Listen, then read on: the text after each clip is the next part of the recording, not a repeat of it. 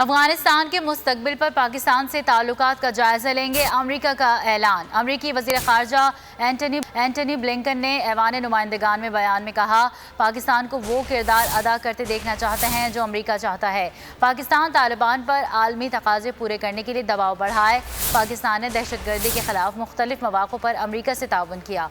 इंसानी हमदर्दी की बुनियाद पर अफगानिस्तान के लिए $330 मिलियन की इमदाद का ऐलान। तालिबान पर वाज़ेह किया, जामे और अफगान नुमाइंदा हुकूमत ही तस्लीम करेंगे। We're in constant contact with American citizens still in Afghanistan who have told us that they wish to leave. Each has been assigned a case management team.